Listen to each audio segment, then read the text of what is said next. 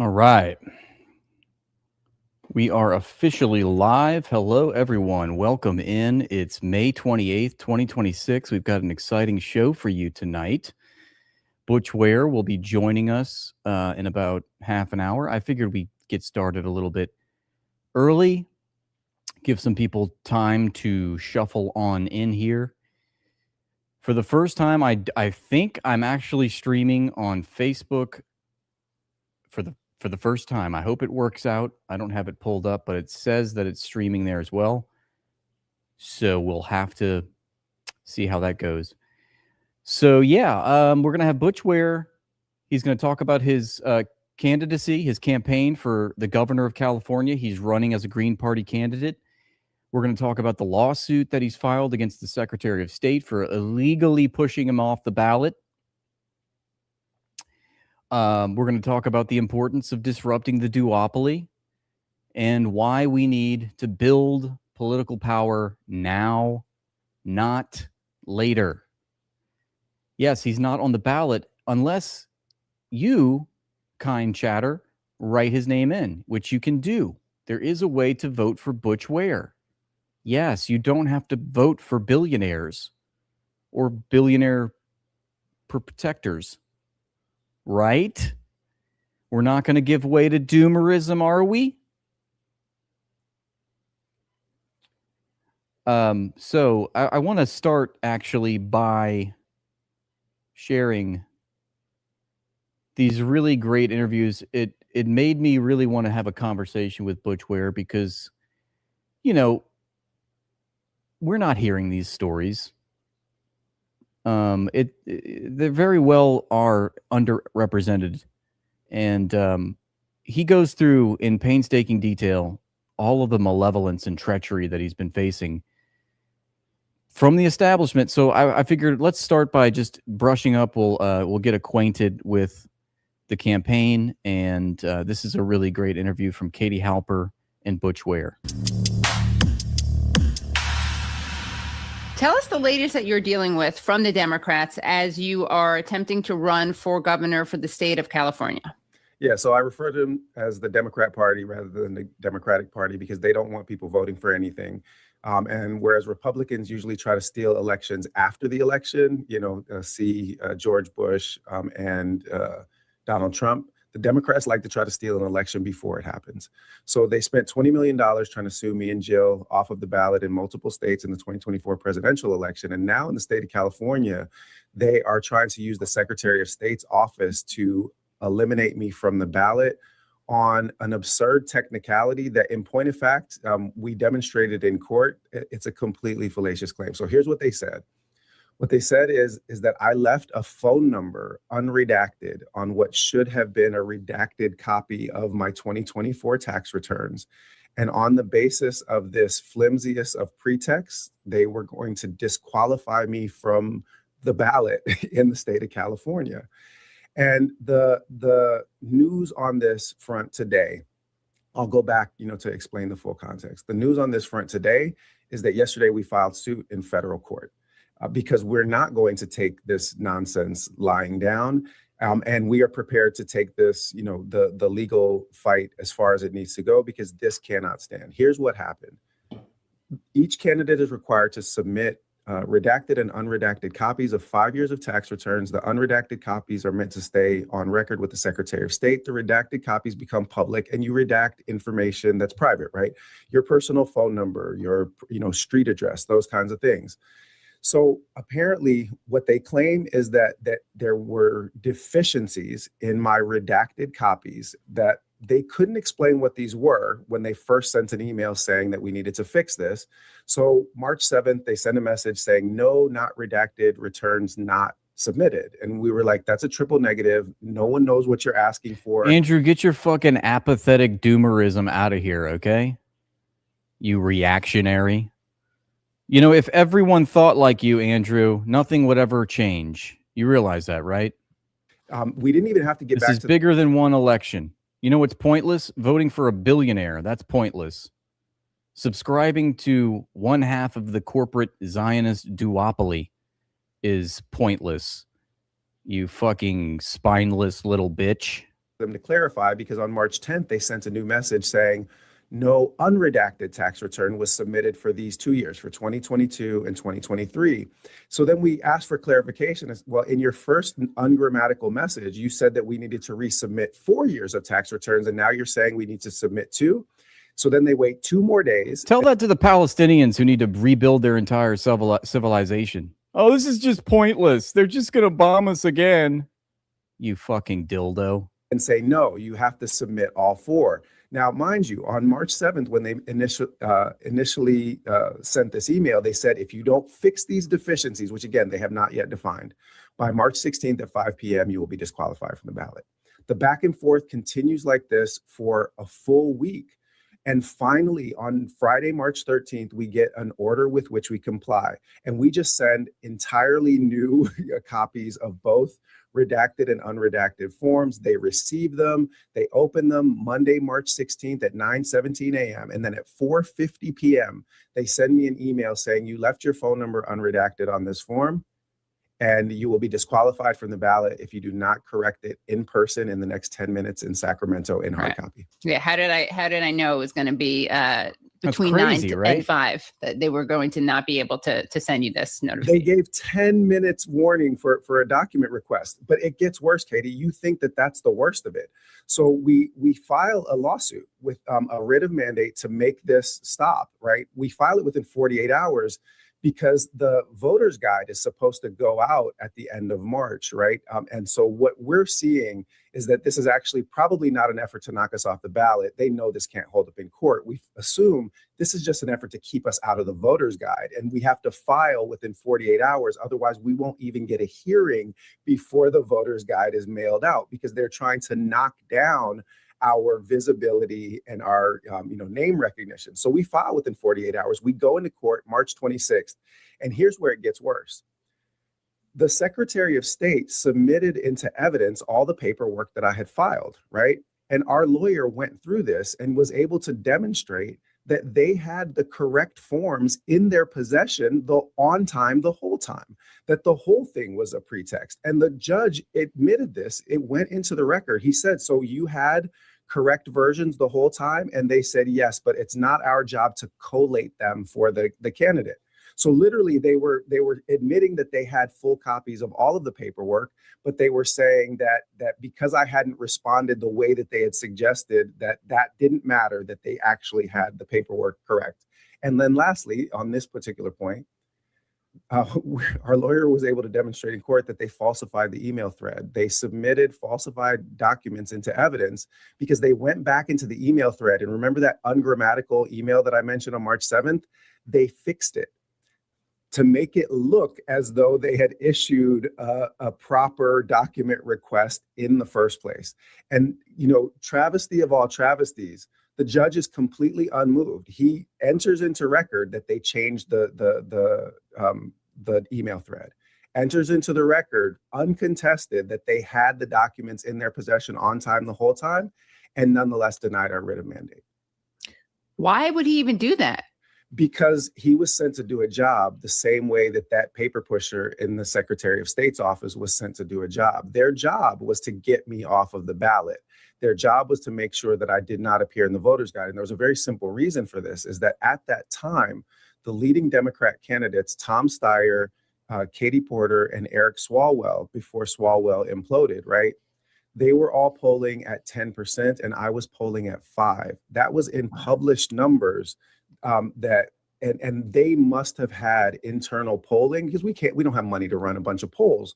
So they must have had internal polling that had me running neck and neck. And just understand what it would do to Gavin Newsom's presidential chances, what it would do to the Democrat establishment nationwide to have a Green Party candidate within 4 or 5 points of the lead in the primary elections in the state of California. So we immediately filed an appeal after they had this absurd ruling. In the Secretary of State's opposition to the appeal, they conceded that they had the documents in their possession the whole time. And now they simply said, well, the voter's guide has already been mailed out. It's too late for us to change anything about it. Wow.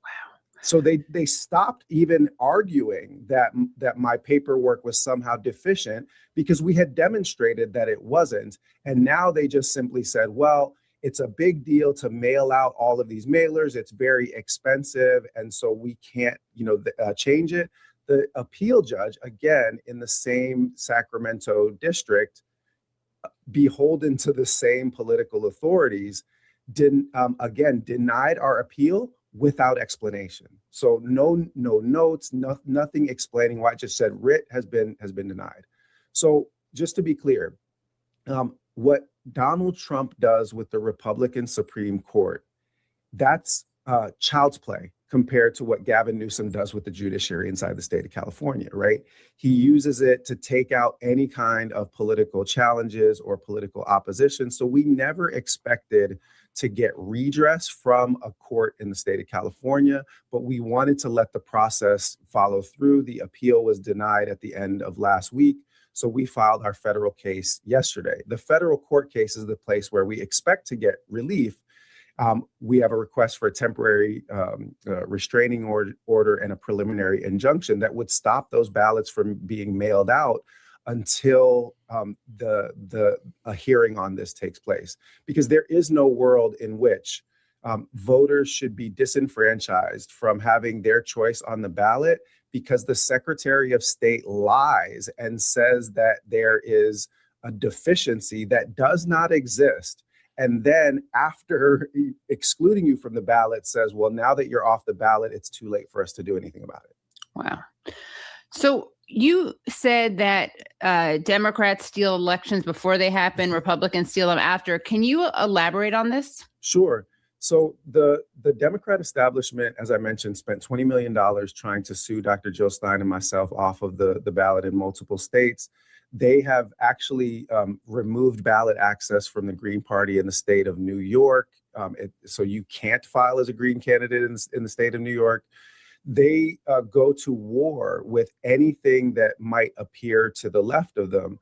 And so when I hear, Democrats complaining about Republican efforts to disenfranchise voters, I mean, I have to laugh because they literally spent more money just trying to sue us off of ballots in 2024 than the Stein-Ware campaign spent in total.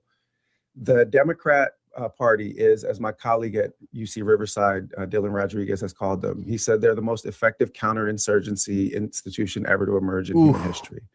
Wow, that's good. The most effective counterinsurgency institution. Their job is to try to destroy anything from to the left of them from ever seeing the political light of day. Absolutely. So we expected this, by the way, right? I had a war chest set aside for us to pay lawyers. We were ready for that. We responded in timely fashion to all of this chicanery because we knew it was coming. And by the way, it is only just beginning because our polling has improved since they knocked me off of the ballot. Because the media coverage inside the state of California, there's been right-wing media that's covered it. There's been left-wing media that's covered it. There's been local media that's covered it. But none of the national political media outlets have covered this story because it makes the Democrat establishment look so bad, right? Because it's very clear that if they would resort to this kind of, absurdity, like breaking every rule in the book and being naked about it, not even really trying to cover it up, then it means that they're really afraid. And they should be, because we constitute an existential threat to the Democrat establishment in the state of California.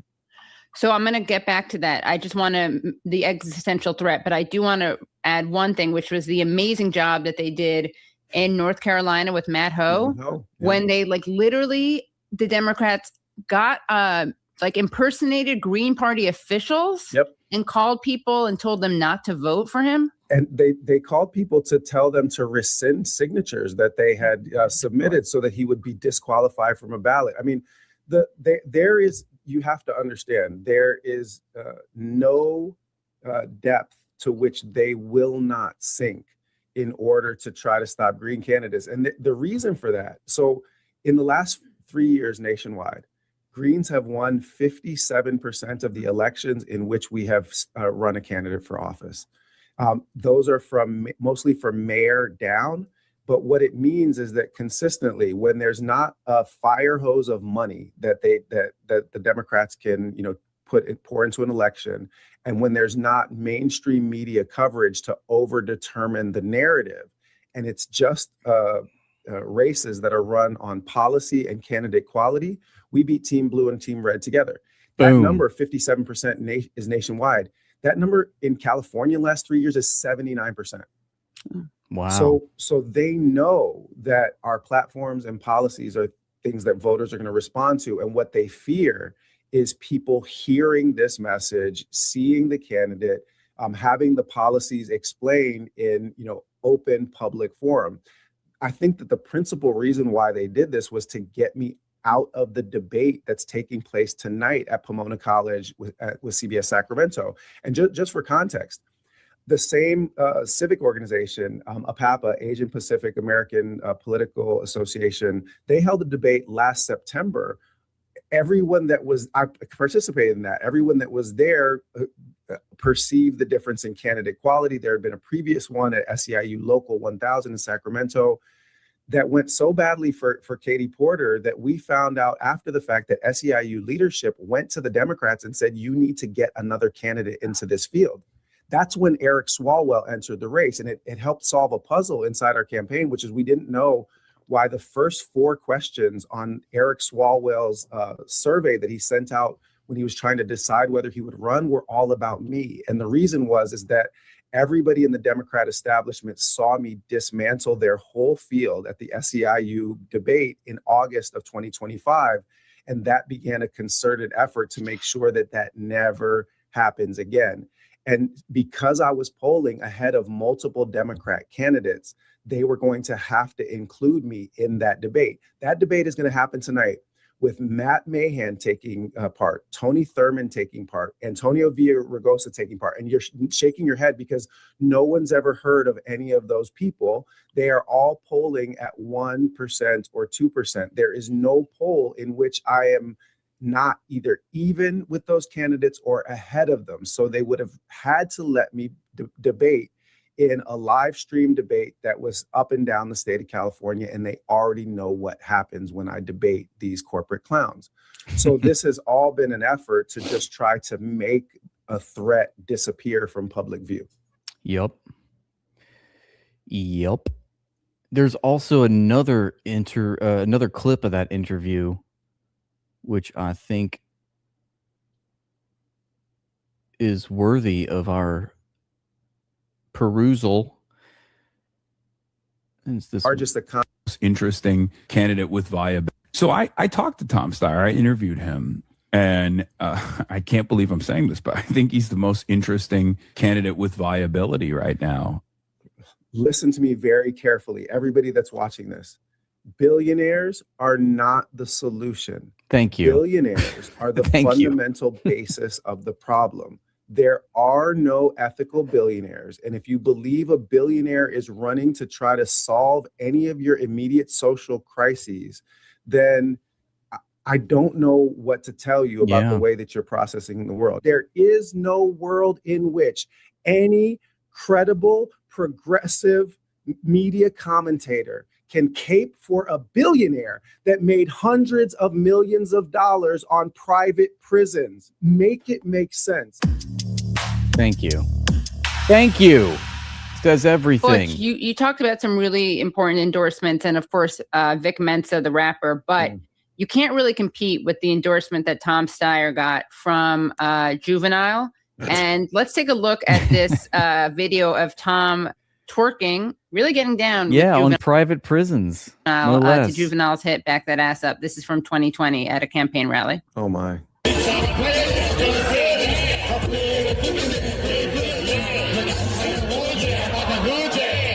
It's like, this motherfucker's got money, y'all. He paid for me to dance on stage with him, so I'm here. Back that ass up.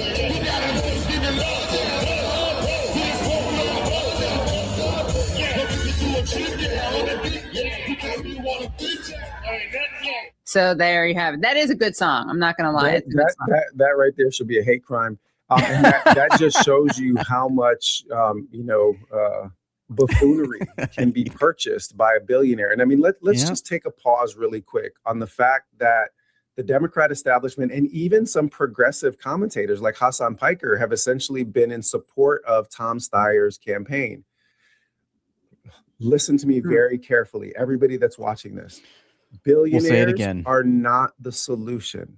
Billionaires are the fundamental basis of the problem. There are no ethical billionaires. And if you believe a billionaire is running to try to solve any of your immediate social crises, then I don't know what to tell you about the way that you're processing the world. At first, I thought it was a run for vanity by Steyer in 2020 and 2024. But billionaires don't do things for vanity. Billionaires do things for the money. And what Steyer wants is listen to this. This is really important. Go from being a run-of-the-mill billionaire to being a mega billionaire. He has seen how Trump and Kushner have multiplied their net worth by a factor of 100 by gaining access to executive power. He saw how Musk gained, basically doubled his net worth just through proximity to executive power. And need I remind you that California is the third largest economy in the world behind China and Germany. And what that billionaire wants is to play like a progressive so that he can have access to those kind of resources, those kinds of business connections, those ways of fattening his own account, building his own legacy. I wrote a song. You want to talk about, people that hop around on stage and play in the culture. Thank you for catching that. A lot of people just thought I was misspeaking, but she is like the archetype of the Karen, is she not? Right. So it's right there for you. Yeah. Listen to this part too. So did Hassan Piker endorse Steyer, or is he just giving interviews that you find friendly? And has he not interviewed you or responded to it? He won't interview me. And he's been asked directly by Oliver Ma, who appeared on his show the day that Hassan Piker said that he would not vote for Gavin Newsom if that's the presidential candidate, that he would go third party. I made a post about it. I said, I heard my brother in Islam, Hassan Piker, might be, ready to get off the Democrat, plantation. I'm happy to talk to him at any Democrat time. plantation. He got tagged, I think, about 3,000 times across Twitter and Instagram on that day. And people that know us both, friends in the Muslim community, put us on text threads together. And he ghosted me, would not answer the text threads, would not respond. And I think, I don't know. I mean, there's your leftist content creator. Still love the opportunity to have the conversation. I mean, obviously the chance to make the case is critical. But what I fear actually is that, well, Katie, you've learned this, right? You've learned this. Brianna Joy Gray has learned this. Chris Hedges has learned this. Is that if you run afoul of the Democrat Zionist establishment by directly contesting their power through your media voice, they will do everything that they can to destroy you. What about the people's billionaire, Tom Steyer? So I talked to Tom Steyer. I interviewed him. And I can't believe I'm saying this, but I think he's the most interesting candidate with. They all say this. All these sheepdogs are like, well, Tom Steyer's very interesting ability right now in this race. I even before Swalwell's, it's looking good to people like Hassan because he's in that domain, he's in the Democrat National Convention domain. Sexual. He's close to these people. He doesn't want to offend the wrong people. They give him mainstream access, mass appeal. All allegations came up, and he had to quit the race and also resign from office. Those were like the top three candidates, right? You had Swalwell, you had Porter, and you had Steyer on like the Democrat camp. And then you have Bianco and Hilton, right? The two Republicans. And I was genuinely terrified. I was talking to some other doesn't even mention folks Butch Ware that also live in California. We were trying to figure out like, what are we going to do here? And then also the Swalwell stuff came out. But yeah, I think Steyer, I can't believe I'm saying this, is probably a little bit more responsive than probably a little bit, maybe just a tiny hair bit more responsive to, I don't know, maybe working class grievances. Maybe the rest of the candidates are, and all of those guys. Rest of the candidates, dude. What are you talking about? that we're voting for on the Democratic Party side, the establishment Democrats, they represent the interests of billionaires and millionaires regardless, even if they themselves are not billionaires or millionaires. So in the case of Tom Steyer, if he's advocating for, single payer healthcare in the state of California, that's a very appealing policy for someone like myself. Fell for it again award. If I care about the policies and not the background of the person. So yeah, I think Tom Steyer could be a very interesting governor. No, he cares about the rhetoric. He doesn't care about because it's not just the background history of the person. These are the actions. These are the policies. What is Tom Steyer's platform? What is Tom Steyer's policies? Well, he's committed to egregious, vicious class war against the working class Americans, not only in this country, but in other countries as well. And that is all through his hedge fund capital investment firm called Farallon Capital, which he's made billions of dollars off of the private prison industry and the coal mining industry. Those are his policies. That's how he got rich. You can't just brush that aside. Well, it's just like a personal anecdote, like he happens to be bald or something, or he has a stutter when he speaks. No, these are not personal characteristics. These are meaningful policy decisions as a private individual, as a capitalist, as a CEO. State. Okay. Yeah. So a little bit of background. Oliver Ma, 28-year-old candidate for lieutenant governor, was on Hassan Piker's show, and he teased on Hassan Piker's show. Hassan asked him, is there somebody that you like for governor? He said, yeah, I'm in a conversation with somebody about a mutual endorsement, but we haven't dropped it yet, so I'm not going to tell you who. I was that person. Okay. And so Hassan knows full well about my candidacy, and the candidate that Hassan was boosting for lieutenant governor, Oliver Ma, when Oliver Ma began to go public about our mutual endorsement agreement, the Democratic Socialists of America threatened to pull their endorsement of Oliver Ma. Yeah. But you won't even give airtime to a third party candidate. And the reason is because you're afraid. You are afraid that they will ostracize you and try to destroy you the same way that they came for Chris Hedges, the same way that they came for Katie Halper, the same way that they came for Breonna Joy Gray, the same way that they liquidated all of the progressive establishment that refused to toe the Democrat Party line during an ongoing genocide. And Hassan Piker is afraid that they're going to liquidate his ass too. And if he was the man that he says he is in the weight room, he would come see me in the weight room. We can do 225 bench press competition. We can get down like that. And he should have a conversation, because there is no world in which any credible progressive media commentator can cape for a billionaire that made hundreds of millions of dollars on private prisons. He didn't give any of that back. It's like saying, yeah, I used to run a slave breeding plantation, but I've repented now. Well, what did you do with the money? I kept it, right? Make it make sense. That's a great point. I didn't even think about that. He didn't give back any of the money that he made in the private prison market, the slave labor market. He still got all that money. And the funny part is that he wants to, champion himself like he's a working class hero. And he could literally help the working class by not even running for office. He could just literally just divest his large fortune. If he really was principally committed to helping the working class as a billionaire, he doesn't need to be governor of California to exact some power in that regard. I mean, he's got the wealth. I think he spent something like $200 million just running for governor of California. What if he just used that money to, feed the homeless or something? There's all kinds of problems, right? Especially in California.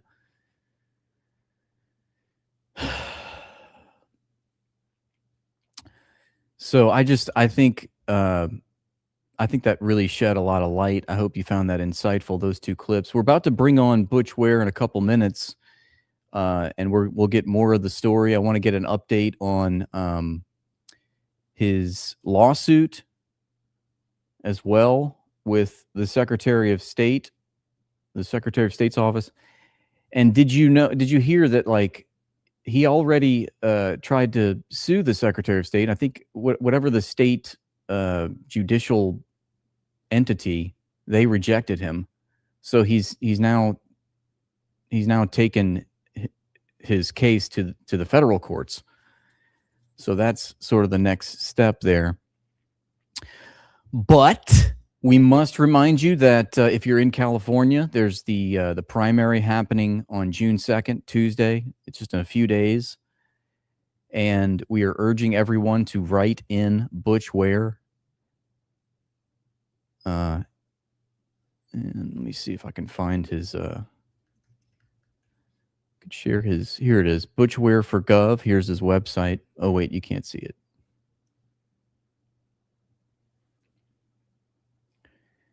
Here it is. Butch Ware 4, as in the number 4, butchware4gov, Gov.com. Butchwareforgov.com. We're fighting for a California that serves you, not corporations. And he's got some, obviously there's all kinds of treachery when you're going in to vote in or write in on the ballot. Butch Ware, you have to follow these steps. So it says step 1, receive your ballot by mail before June 2nd or in person at your polling location on election day. Step 2, find the governor's race on your ballot. Step 3, look for the blank write-in line at the bottom of the candidate list. Fill in the bubble and write Butch Ware clearly in the blank. No cursive. Just plain fine print, or not fine print, but you know. Submit your ballot as normal. Your vote is valid, legal, and will be counted.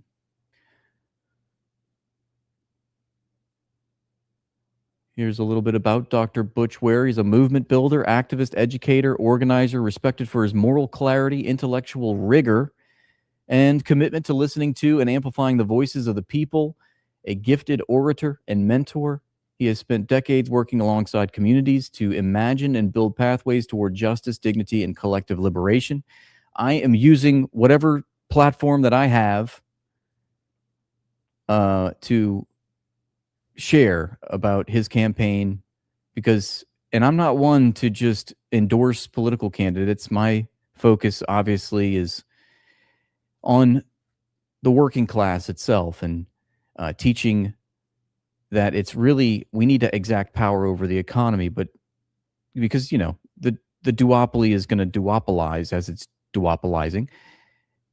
But if there's one candidate to get behind, it's Butch Ware, it's the Green Party. I mean, they speak as if I'm speaking to you on my live streams. Like, it's the same. There's no drop off. There's no mental gymnastics. I don't have to reach and try to, you know, excuse or apologize. No, they are saying everything that I believe. And the best part is that they're not accepting corporate money. That's how you know they're legit. It's all about who is funding who. Where does the money go?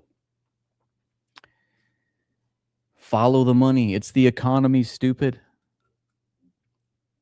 Driven by a lifelong desire to understand how societies transform, Butch devoted himself to studying how movements are built, how cultural change is produced, and how education can be a force for healing. As an academic historian at the University of California, Santa Barbara, his work offers a people's history focused on abolition, social transformation, and the role of knowledge in collective uplift. As an activist, he has led protests, direct action, mutual aid efforts, and coalition with minoritized peoples, not peoples, but peoples. Who funds you, runs you. Thank you. Did he say that? Exactly. Working class communities and student communities, his leadership reflects a rare integration of listening and action with ideas grounded in history shaped by the people most affected and tested in struggle. His work has been marked by discipline, consistency, and a refusal to separate truth telling from responsibility. Dr. Ware is not a career politician, thank God. He enters politics as a voice forged in scholarship and movements, compelled by the urgency of this movement to help turn insight into action. After serving as the Green Party's vice presidential nominee in 2024, he is now running for governor with a renewed green politics aimed at breaking the gridlock of the two-party duopoly. As a Californian, an educator, and a father, Butch is deeply invested in the future of the state he calls home. His vision is bold and simple: to reclaim government from corporate power and secure a just and prosperous future for California. So there's a way for you, if you have the means, to donate. If you're in California, obviously, we want you to vote Butch Ware, write his name in the ballot clearly, legibly. This campaign is powered by our grassroots volunteers. You can volunteer, join the thousands of volunteers working together to put Butch Ware in the governor's house. So there's more options, right, than just a billionaire or a politician who fights for billionaires.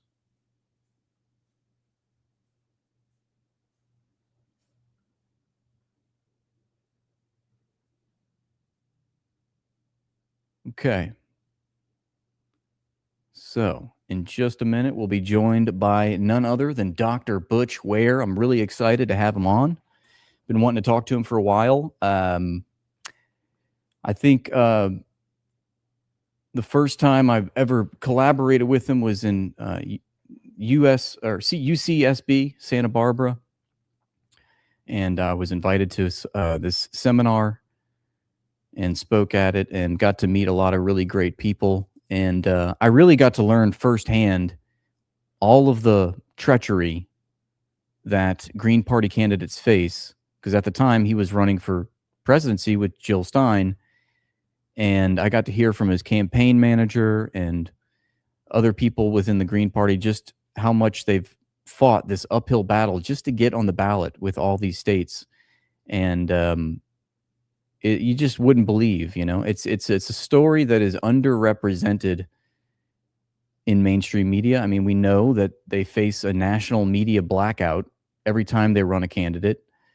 And it's despicable when people, well-intentioned people, want to pick on the Green Party and ask, where are they? Where's Jill Stein? The fact that you don't hear about them is by design. You have to go looking and seeking this information. It's not just going to hit you over the head. And we know why. I mean, that's actually a testament to how effective the Green Party is. And that's why they're not allowed to join debates and things like this. So anyway, I see Dr. Ware is here. I'm going to invite him up on the stage and we'll get started. Hello, Dr. Ware. Good evening. Thank you so much for joining us tonight. How are you doing? I'm doing well, man. How you been? Doing good. Yeah, we're excited to have you on. And I wanted to begin by we were just watching a lot of your interviews and sharing about all the things, all the issues and everything that you're going through with the campaign. So the California primary is just days away. Yep. June 2nd. Your opponents are Tom Steyer, Xavier Becerra, two Democrats. One's a billionaire, the other's a politician that fights for billionaires, apparently. 10 corporations in a trench coat. Yep. I was going to ask, what do you think, aside from accruing billions of dollars in the slave labor market and the coal industry, what separates you really from these other candidates? I mean, yeah, that's a great place to start. I'm neither like an unrepentant genocidal capitalist nor a shill for unrepentant genocidal capitalists. But I think that probably and first of all, I love the question because nobody's asked the question, in those terms, like what separates you from these candidates. I'm going to try to keep this simple rather than like do this university professor style. Yeah, I would actually say intelligence, integrity. Yeah. Right. It's a bit of a softball question. I mean, we kind of already know, but I definitely wanted to ask it anyway, just for those of people that don't know. Yeah, and like just to be clear, the Democrats are displaying for the entire world the utter moral bankruptcy that is at the core of their party, the way that they are completely unrepentant and have learned nothing from the mask off moment that many of us experienced post October 2023. So for me, the Democrats are buried in Gaza.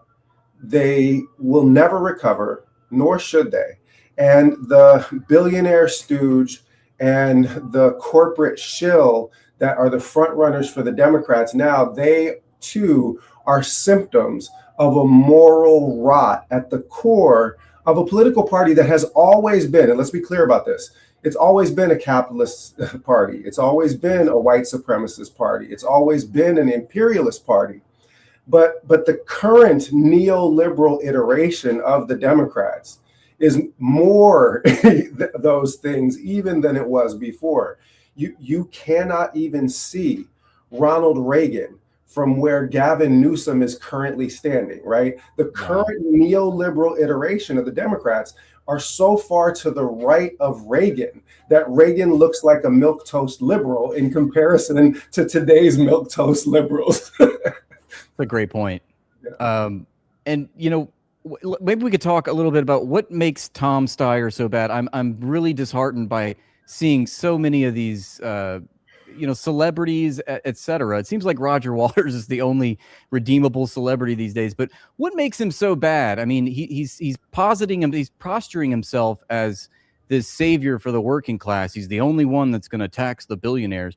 But what makes him particularly insidiously malevolent, if you will? Sure. So I'll start with the part where there's been so many progressives and others that have endorsed him, right? I mean, Democratic Socialists of America, DSA California, endorsed a billionaire that is currently trying to buy election.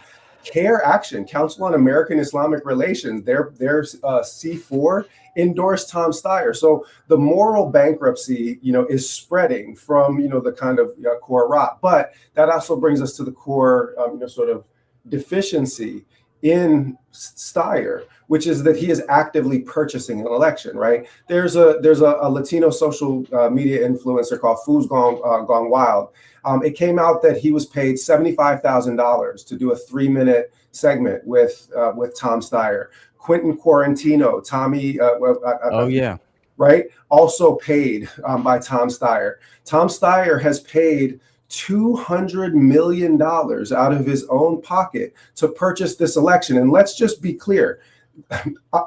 I debated Tom Steyer, okay? California Faculty Association endorsement process. It was 3 of us, me, Steyer, and Ian Calderon. Calderon tried to fight back. Poor baby. Steyer tapped out after the second question. He just kept his responses short because he knew that he had no chance to win that room or to debate me. And when we left the room, he just looked at me and he said, "Amazing job. Never seen anything like it," and walked out. Wow. So, wait, where can we see where is can't because they'll never release the video. Air. These debates behind closed doors and endorsement processes, they are under lock and key because I've undressed these candidates. And the only reason why I mention it now with respect to Steyer is, does anyone think that this mediocre fraud would have viability in the gubernatorial race had he not purchased it? If right, do you see my point? So the first part, yes, he's odious because he's actively purchasing an election, and 92% of Americans say that we don't want our elections to go to the highest bidder because 90% of American elections are won by the candidate that spends the most, and we pretend across the board that we don't want this. But now you see all of these Democrat shills and so-called progressives completely overlooking this most cynical manipulation by an unrepentant capitalist, which brings me to the direct answer to your question, right? He made hundreds of millions of dollars on private prisons and ICE detention facilities, as well as you pointed out, fossil fuels. And he now does this cute white grandpa routine, like you know, and people are supposed to overlook this. He's like, no, I'm one of the good guys now. And what I've said is like, yeah, it's like saying, you know, I used to run a slave breeding plantation. But now I'm one of the good guys, right? Now, did you give any of the money back? No, I did not. Did you free any of the people that were enslaved? No, I did not, right?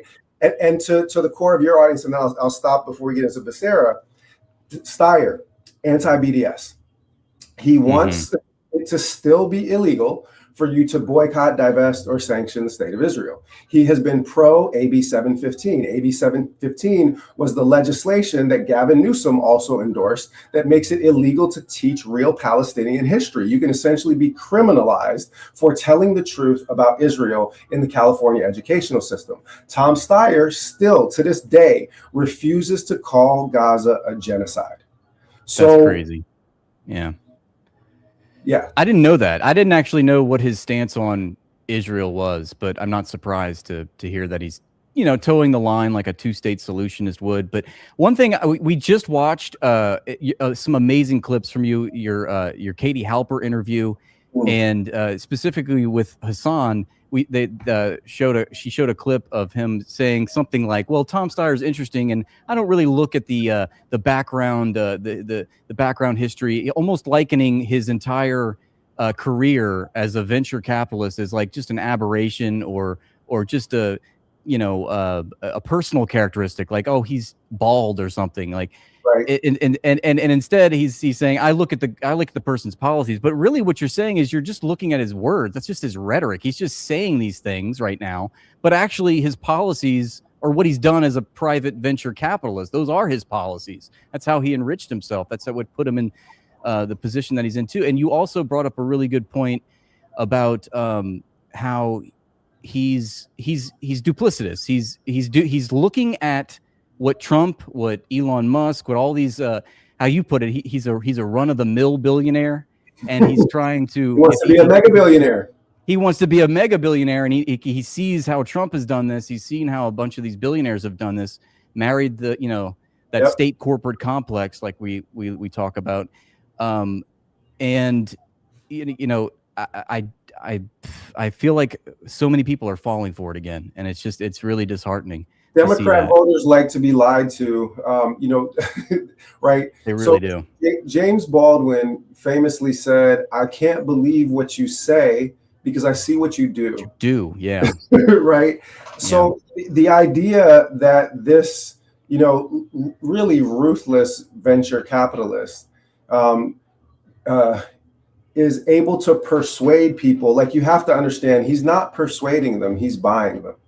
Right. You know, and he spent, you know, literally $100 million on YouTube ads, you know, so that he can be, you know, everywhere at all times, you know, and, you know, constantly putting his name, you know, in front of the public. And of course, this is in every other country on earth illegal, right? You know, like, and I need people to understand this, that like even in Europe, with all of its, you know, rising fascism, with all of its, you know, colonial history, you can't buy elections. If you're a qualified political party, you have the appropriate number of signatures, then everybody gets the same amount of airtime, everybody's allowed to participate in the debates, everybody gets the same number of commercials, and people, you know, make their evaluations.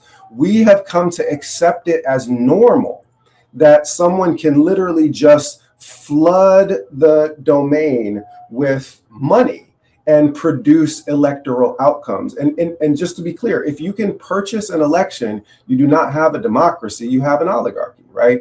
And so the Democrats, you know, they canceled their whole little, you know, they called it the Fighting Oligarchy Tour, but I just called it the Oligarchy Tour, right? With Bernie Sanders and AOC, you know, a while back. So because they have firmly cemented themselves as an unrepentant party of oligarchy, and we haven't even gotten to Becerra yet.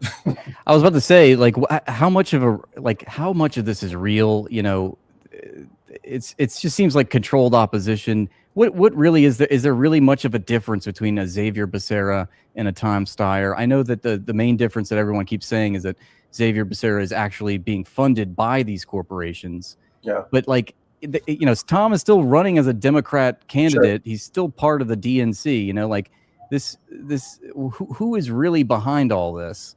Excellent question. So the day that Eric Swalwell dropped out of the race, I was ahead of Javier Becerra in every poll. Okay. Javier Becerra was routinely polling 1 to 2%. I was routinely polling 2 to 5%, which doesn't sound like a lot. But at that point in time, the leading candidates, Steyer, Swalwell, and Porter, were all at 10%. So I was within 5 points of the leading Democrat candidates. Suddenly, the next day, every Democrat influencer that came out for Becerra, and Becerra became this inevitable candidate. So what you need to understand is that the California Democrat establishment chose Becerra as the empty vessel through which they would pursue their kind of corporate, extractive. He's a Chevron guy, he's a healthcare guy. He accepted $1 million from Uber, accepted $1 million from Meta. So he's like a Mexican Kamala, right? An empty colored vessel for white supremacist imperialist policies. So he brown washes it the same way that Kamala, black/brown washed it. And just to be clear, he has no popular support. There are no people actually behind either of these candidates. Steyer has raised $160,000 from candidates, from people that aren't named Tom Steyer, right? It's a tiny amount. That's crazy. Yeah. We've raised 3 times that much, right? So where does the illusion of Steyer's viability come from? Where does the illusion of Becerra's viability come from? It comes from the loot. They are purchasing it, and they're creating essentially this fiction in the media, because to this day, even despite the fact that his ads are popping up everywhere, I've still got twice the social media following that Tom Steyer has. He makes a post, it gets 300 likes. Oh yeah, I've noticed that. Post, yeah. It gets 15,000, and the reason for that is that they're Malcolm. You know what Malcolm means to me? He's always over my shoulder. He was my pathway to Islam and to the Black radical tradition. Malcolm said the media is the most powerful entity on earth. It turns the innocent into the guilty and the guilty into the innocent, and that's power because it controls the minds of the masses. And what I would add to what Malcolm said is that it turns winners into losers and losers into winners, because it creates a narrative. It creates the illusion. Those are paper tigers. And if you want to really know what's taking place behind the scenes, like, I'm going to be depicted as this outsider that has to struggle through a write-in candidacy to be competitive with these 2 big candidates who have quote unquote viability. On April 22nd, Rogue DNC held an online poll about a debate that I wasn't allowed to participate in, and I'll get to that in just a minute. They asked, which candidate would you like to hear from? 3,200 respondents. For context, your average Emerson or Gallup poll will get 1,000 respondents, right? So this is a large sample size for an online poll. It's not scientific, but it's a significant sample size. I wasn't in the debate. The poll, I won the poll. 45% Butch Ware, 33% Javier Becerra, 17% Tom Steyer, 6% Katie Porter. So where are the actual supporters? It's all AstroTurf. It's all purchased influencers. It's all online bots. We outside, right? And that's what made them move to strike me from the ballot, so that you would have to pursue a write-in candidacy, because we have actually been able to build a movement, and we've been able to build momentum statewide, San Diego to Humboldt, Central Coast, Central Valley. All of our in-person events are always full, right? So that's the real threat. We have posed an electoral threat, because the truth is these are very mediocre candidates. Very, very mediocre. And it seems like we never even heard of them until like a couple weeks ago. Suddenly they're just, like you say, AstroTurf. They're propped up, and they're the bigger name. Now everybody's talking about them, and it's like, where were they? Who are these people? But this is why I wanted to talk to you, Butch, because you represent the authentic antagonism to all of this, and we're not getting it anywhere else, and it's underrepresented. And I appreciate you taking us through it. I wanted to also ask you about the saga of subterfuge and sabotage. I swear that interview that you gave where you went through in painstaking detail, I must have watched it like 3 or 4 times just to catch every little blip along the way that they're trying to, undermine your candidacy. But who exactly is behind all this? Maybe you could give us like an update, because I know you took the case to the federal courts. We're still in federal court, right? Yeah. And the judge did not grant our temporary restraining order, but the judge is still hearing the case because our case is still rock solid. So here's what happened. The short version for those that are for those that are joining our program later, right? Mm-hmm. In March, the Secretary of State's office sent me an email at 4:50 p.m. Claiming that I had made 2 redaction errors in what should have been redacted copies of my tax returns that were going to be published on the Secretary of State's website. They keep an unredacted copy for themselves, for the records, and they publish the redacted versions. They said that I made 2 redaction errors in 130 plus pages of tax returns. And they said if I don't fix them in person, in hard copy, in Sacramento by 5 p.m., 10 minutes to comply with a document request, that I'd be disqualified from the ballot. I actually couldn't believe that they were serious. When I saw the message, I didn't see the message until 6 p.m. because I was actually doing a podcast at that time. Long story short, we immediately take them to court to get a temporary restraining order so that they don't disqualify me from the ballot on these flimsy grounds. In the hearing, they have to submit into evidence all of the paperwork that I filed with the Secretary of State. Our lawyer goes through it and proves from what they submitted that they had the correct paperwork in their possession on time the whole time. The whole thing was actually just made up. But what they said is that the voter's guide and the ballots have already been mailed out. There's nothing that we can do to change it now. Convenient. Very convenient, very suspicious. Who is, and so just to be clear, it's the Secretary of State. But then you take it to the courts, and then the courts, even though they see the treachery, they still vote against you, right? I mean, they still. So it's like whoever's behind this, they have the courts, they have the state office, they've got all kinds. The way that Trump utilizes the Republican-controlled Supreme Court is the way that Gavin Newsom utilizes the judiciary in the state of California, like his personal law firm, right? Personal law firm. They'll. So the fix was in, the hit was out from the beginning. And you ask who's really behind it and what is it really about? So as I mentioned, we were polling as high as 5% in that time period. And what that meant, and this is, I think, the root of it, what that meant is that I was going to be, they were going to be required to allow me to participate in all of the nationally televised debates, because I was ahead of multiple Democrat candidates in the polls that were being included in those debates. So April 22nd, April 29th, and May 6th, there were major debates, and I had already been invited to the biggest one of those, April 28th, which was CBS LA. So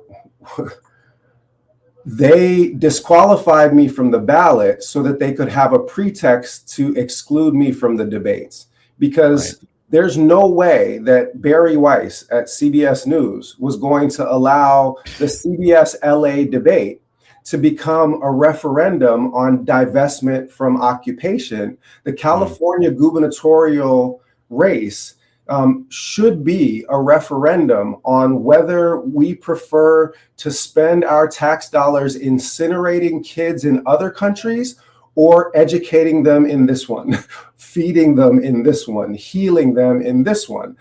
And so the same forces that spent $30 million to knock Thomas Massie out of a Republican primary in Kentucky are the forces that were moving to knock me off the ballot and attempt to slow the momentum of the campaign, because they know full well what would have happened in those debates.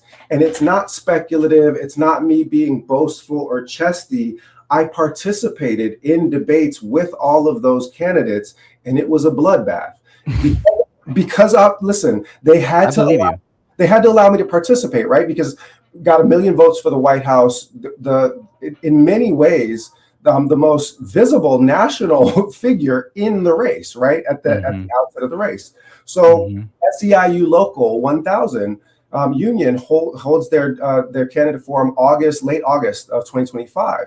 It's me, Katie Porter, Javier Becerra, Tony Thurman, Betty Yee. Steyer's not in yet. Swalwell's not in yet. There was another billionaire, Scott Klubeck. He was so shook, he got up and walked off the stage halfway through the debate. I'm not making this up. He left because I was banging on billionaires, as I do, right? So they closed the doors, hold the vote of the union membership, SEIU Local 1000. I beat Javier Becerra, Katie Porter, and Betty Yee, the 3 top Democrat candidates. I beat their vote total together. They asked best candidate. I beat the next 3. I dominated that debate. So much so that the next debate, which was scheduled to take place a week later, an Asian and Pacific Islander group was organizing it, and I had been invited to participate. They changed the format the night before.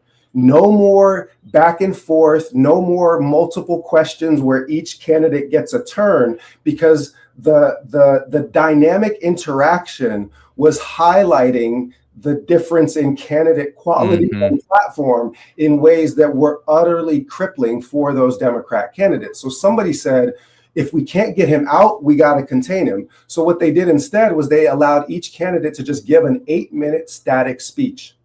That's it. They're trying to muzzle you, Butch. Right?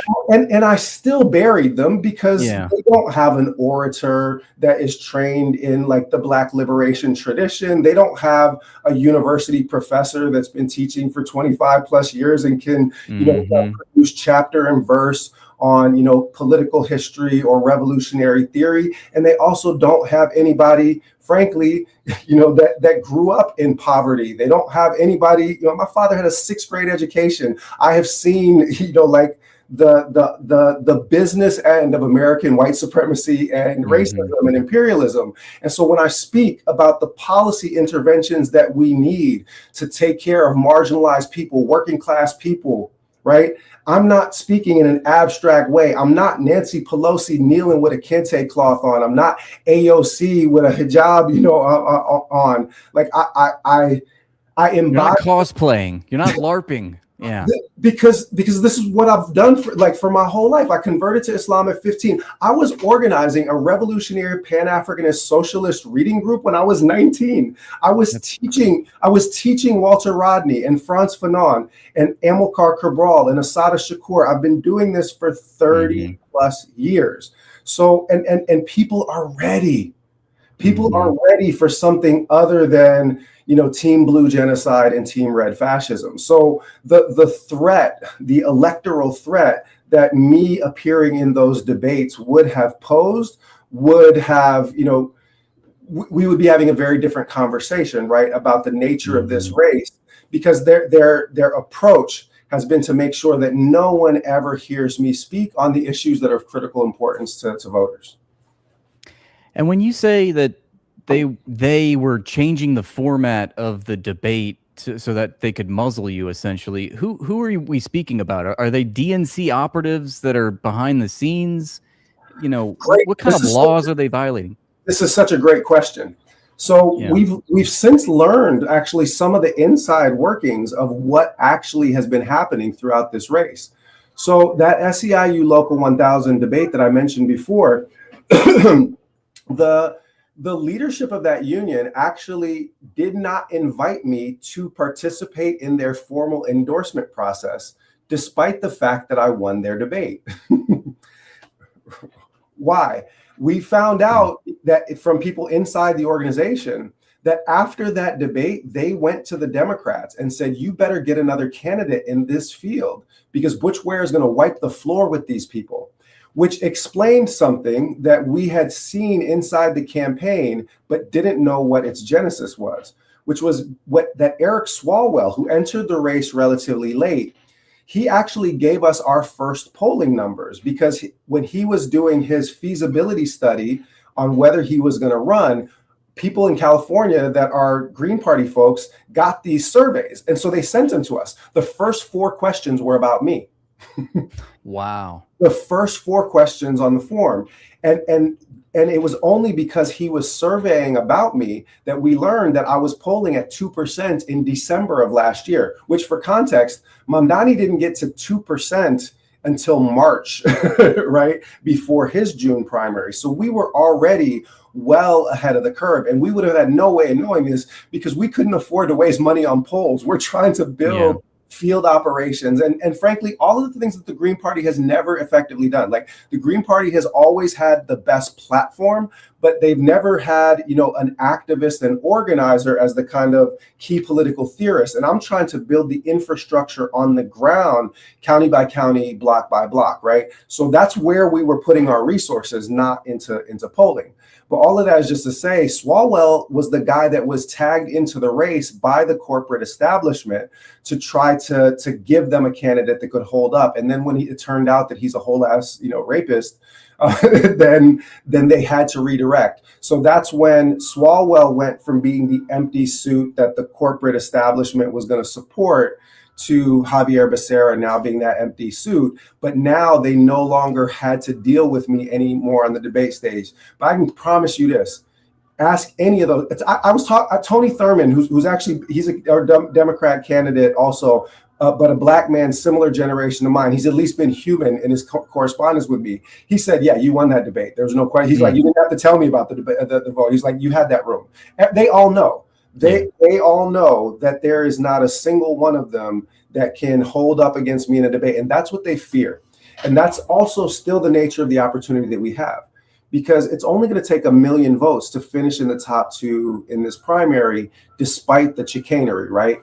And if we do that, then that means between June and November, whichever corporate Democrat survives their party is going to, their process is going to have to deal with me. Mm-hmm. Right. And so that's why we're pushing everybody to still go ahead and write me in. We have an electoral base that leftist candidates usually don't have, insofar as 53% of Muslim Americans already voted Green in the 2024 presidential election. They voted for me to be the VP. There are 1 million Muslims in the state of California. It's only going to take 1 million votes to finish in the top 2. So we just need to mobilize the 18 to 24 demographic, which is, largely anti-Zionist, and a lot of the marginalized communities that want protection from ICE, that want universal health care. If we're able to get out the vote between now and Tuesday, then we can still create that 1-in-1 matchup. And that's one that neither Steyer nor Becerra could survive. They know it. So just to recap that, we need 1 million votes in order for you to continue into the election this November, the general election, and you would be able to be on the debate stage if that's the case. Like I would be on the ballot. I would be on the debate stage. Is the top 2 candidates. It's a jungle primary, which is usually, by the way, designed to protect blue and red. But California leans so far kind of liberal and progressive that there are more independents than Republicans. So it left them open to an attack from somebody like me. So what is that? Sorry, I didn't mean to interrupt. Well, you're good. You're good. What does that mean, jungle primary? Right. I've never heard that. So all of the parties are in the primary together. There's no Democrat primary. There's no Republican primary. There's no Green Party primary. All of the candidates compete against. It's like a cage match, WWE style, and instead of just, one person survives 2. So the top 2 candidates, the top 2 vote getters, are going to be the only choices on the ballot in November, one way or the other. And this is also part of the reason why I strategically targeted this specific election, because what it means is that you only need to get between 16 and 20% of the vote in order to finish in the top 2. They designed it to try to exclude third parties, but actually it structurally exposed them, and they realized that, because I would have run past them with any one of those 3 televised debates, right? People aren't stupid. I often say the American people aren't fools. They've just been fooled. Like they're constantly propagandized.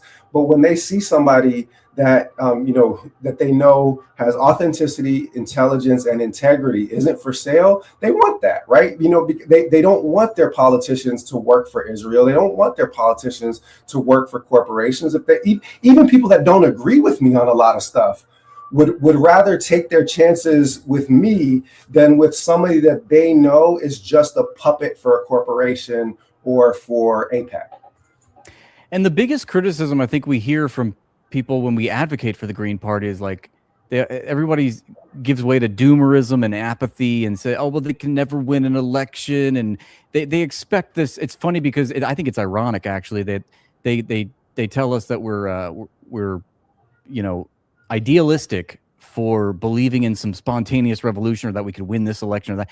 But we never say that. We're it's actually idealistic to just think that one election is going to save everything. We're going to have immediate success. I actually throw it back onto them. They're the ones that they're not choosing to back a third party candidate because they want immediate success. But I learned through your campaign for presidency in 24 that, if the Green Party could secure, and I forget the numbers, you can help me. But 5%, if the Green Party could just capture 5% of the electorate, then you would be able to have license to all this campaign funding. And I'm sure you can put it more eloquent. I think that this is a really important point, and you're connecting a couple of points. So the first is about the kind of psychological warfare and the psyop. And then the second is about the investment in actually building independent third-party power, right? What that could look like, even if you're not winning a presidential election, what it actually looks like to build third-party power. So I'll wrap those two up together with your permission. So the first thing that happens is that they reverse cause and effect, right? They'll tell you, I can't vote for a Green Party candidate because they can't win. When the reality is that they can't win because you've told yourself that you won't vote for a third party candidate. Thank you. Right? It is. When I heard you say that the first time, it's like a huge light bulb went on. I'm like, oh, thank you. It's the ultimate self-fulfilling prophecy. Yes. And it's the result of decades of conditioning. I just saw Jared Ball, Dr. Jared Ball, great Black historian, and he was citing a book, and I missed the title of the book, but he pointed out that they've actually been able to show, the historian that he was reading, that the lesser of two evils argument was actually formulated as a CIA psyop in the 1960s to stop the emergence of a true left party. So like quite literally, we have had military weapons grade propaganda thrown at generations of us saying, you're going to throw your vote away if you vote on a third party. And these narratives don't come from nowhere. They're spending billions of dollars to drill people, and in order to get these people to argue against their own common sense. Now I'm going to give you some figures on this. 63% of registered voters in a Gallup poll in 2023 said that these two parties do such a, quote, poor job that we need an independent third party. That number is 70% when it's independents. It's 53% when it's registered Democrats. It's 48% when it's registered Republicans. So even the people that identify with Team Blue genocide and Team Red fascism know that the two parties are trash.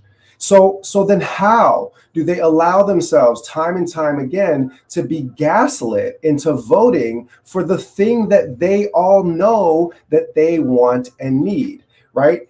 And the answer is, it's that weapons grade propaganda, and it can be debunked so easily, right? Greens are opposed to the Electoral College. We want the abolition of the Electoral College, and we want ranked choice voting. We want proportional representation, because those things will take the winner takes all out, and that takes away the lesser of two evils, right? So that gets rid of it.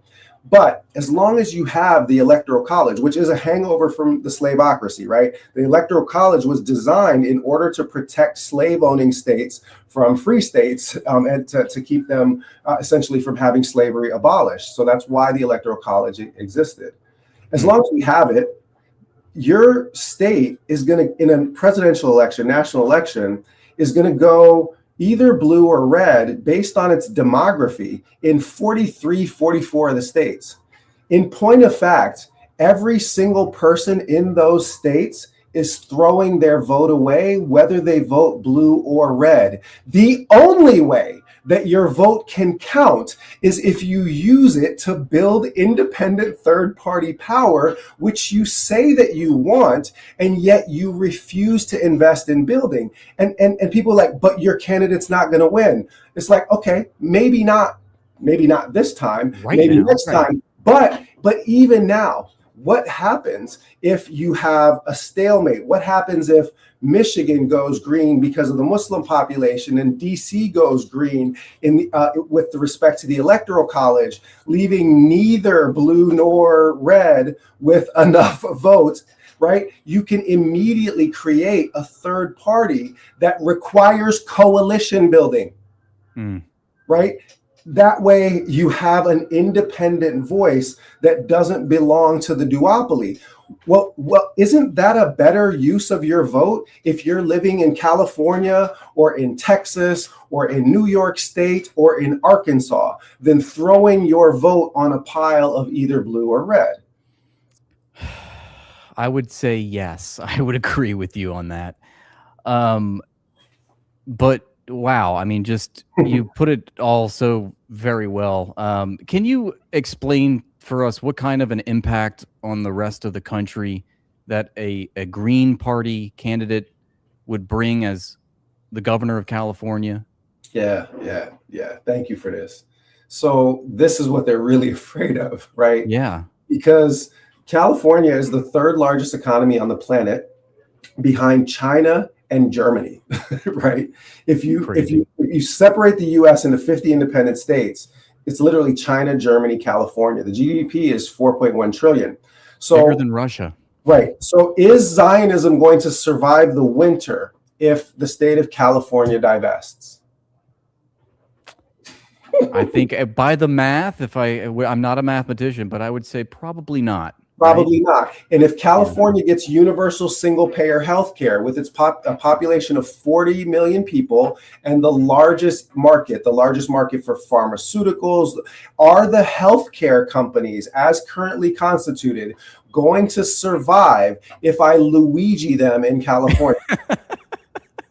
It's like the domino theory, right? If California falls, well, it's going to be a cascading effect. Is the Democrat Party going to survive if it loses the basis of its electoral power and of its economic pull?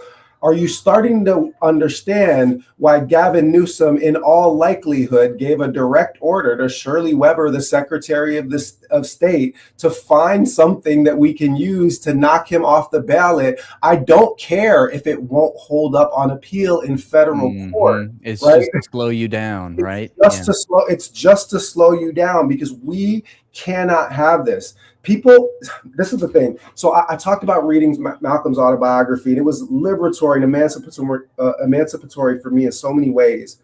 And so was reading the Quran the next night, because in the Quran, which I read as the most radical manifesto, like it's an anti-imperialist book for me, because all of the heroes are people that are standing up to emperors, right? Abraham, John and Jesus are in the face of Caesar, right? Moses and Aaron, the real children of Israel, not the Ashkenazis, are standing up to Pharaoh. And what I learned in this book is this inevitable truth that I later found in all of our faiths and philosophies, all of our sacred and secular traditions, which is that all empires fall, right? All empires fall. A lot of us in leftist spaces or in organizing spaces, we behave as though we think that the empire is invincible, whereas I know that its collapse is inevitable. I know how fragile it is. And I believe that we are witnessing the extinction burst of Zionism. And we say that all the time. Oh my God. We are witnessing the extinction burst of the American imperialism in which Zionism is embedded, right? Yes. So for me, and Malcolm taught me this. Malcolm said, never let your enemy tell you how many of you there are. Never let the man that you're against form your opinions for you. So for me, perceive the fragility of that empire. And I know that with a well-placed blow, a strike in the state of California, that the rest of the dominoes are inevitable, and they know it too. We've even seen this actually taking place in the UK. Now, in the UK, it's our Green Party here is actually bigger, has had more electoral success. Greens have won 57% of the elections in which we've stood a candidate for office in the last 3 years nationwide. That's 78% in the state of California. The idea that Greens don't run for lower offices, that's just nonsense. We run and we win those elections all the time. The UK, though, they've been able to make massive leaps forward just in the last year because they won one congressional election, right? And when that happened, they surpassed the conservative and liberal parties in national public opinion polls after winning just one congressional seat.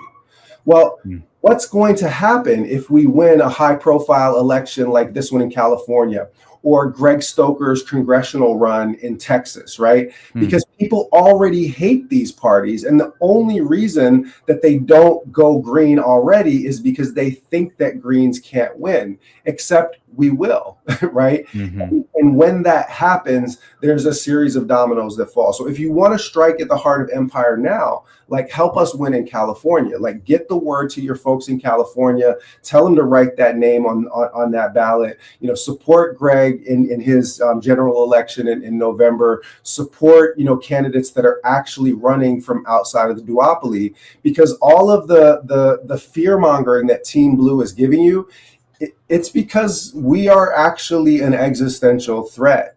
I think it's not just Zionism that's doomed. I think the Democrats are doomed. I think the Democrat Party is buried in Gaza. I believe that. Yeah, I think they killed themselves there.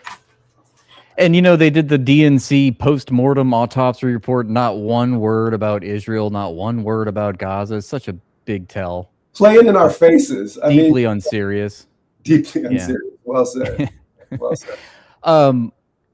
I just have a few more questions for you. Yeah, I've got as much time as you need, man. Okay, awesome. I was just thinking about this because, you know, we're talking about Tom Steyer. Do you think that he was convinced or placed in this race as a Butch Ware stand-in to try to capture that progressive liberal, like anti-billionaire, constituency? I mean, that might be way off base here, but it just seemed. If so, it's the worst possible. Right. I mean, I just don't like. There had to have been some sort of meeting behind closed doors where they talked to Tom. They're like, "Look, you got to do this. You got to run." I think this is the first place where I've ever found us disagreeing. Okay, you don't think so? Well, the reason is this.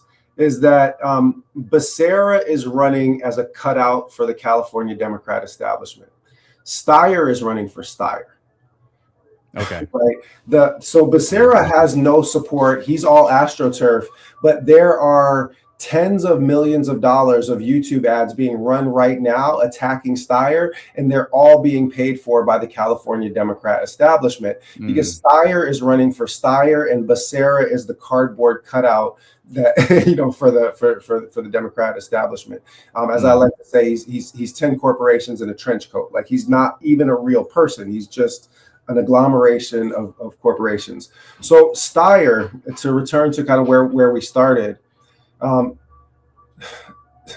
Steyer's the positions that he's marking out for himself right now are very, very clearly stolen from my platform because they're significantly more progressive than the way that he tried to run for president in 2020. So he basically watched me carve out the lane and then just decided to, kind of neutralize a bunch of the talking points and then flood it with a bunch of money. Now, he won't do that with respect to Zionism because he's an actual Zionist, right? And he's not getting paid to be a Zionist. He's just a Zionist, right?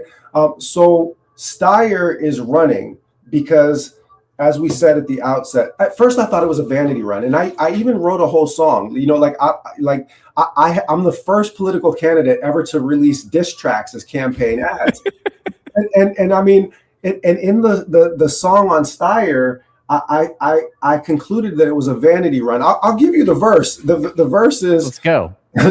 Tom Steyer in the dryer fire. When I spin his block, he a billionaire and liar about where he bought his stock. Boy, stop. Heat cocked. Heard you spent 400 million campaign. Damn shame. But I guess that nigga chilling like Champagne said, playing can't trust no one worth $1 billion. Run for vanity, and many should have gave it to the children. A calamity, a tragedy came by a personality. Got Karen Porter mad at me and swallow well too. Because you got to work for Israel to run for Team Blue. Said you got to work for Isn't Real to run for Team Blue.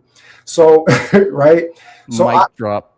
So I thought that it was a run for vanity. I said run for vanity, and man, he should have gave it to the children, because imagine what he could have done with the 400 million he spent running for president, or the 200 million that he spent running. Like, if he was really a class trader, he would be an unbillionaire. He would not be a billionaire. Thank you. And the thing is the Democrats keep deluding themselves into thinking the good billionaires are going to protect us from the bad billionaires. Mm-hmm. The billionaires are the damn problem.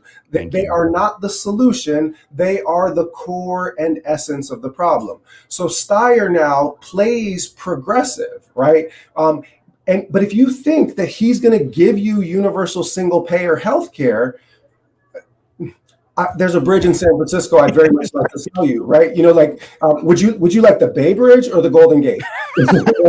I can give you a 2-for-1 special, you know, because they have been playing Lucy pulling the football from in front of Charlie Brown as Democrats. Yeah. You know, they're never going to give you universal single payer healthcare. Tom Steyer had the nerve to say he was in favor of reparations, and then he tried to show up in Leimert Park in South Central and got run the hell out of town.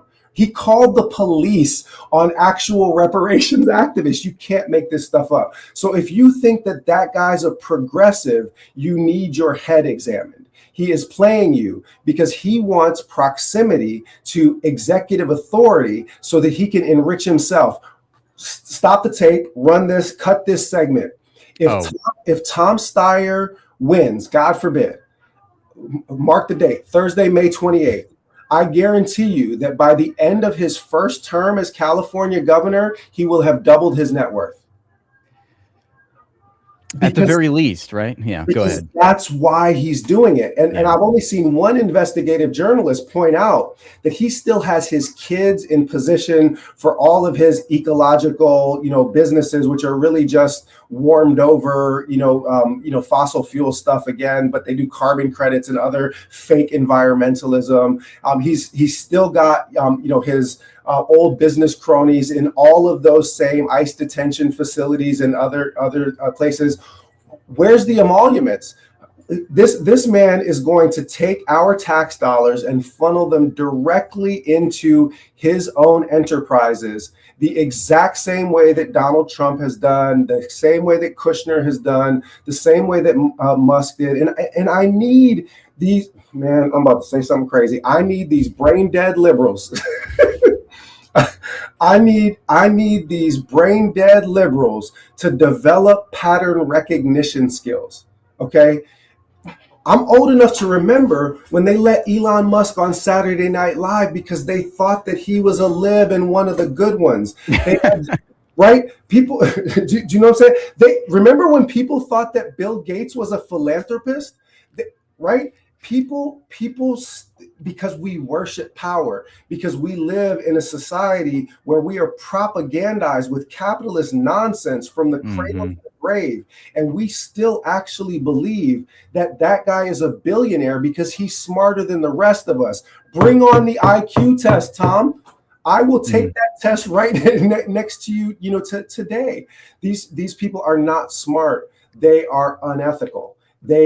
He was born rich, born on third base, act like he hit a triple, right?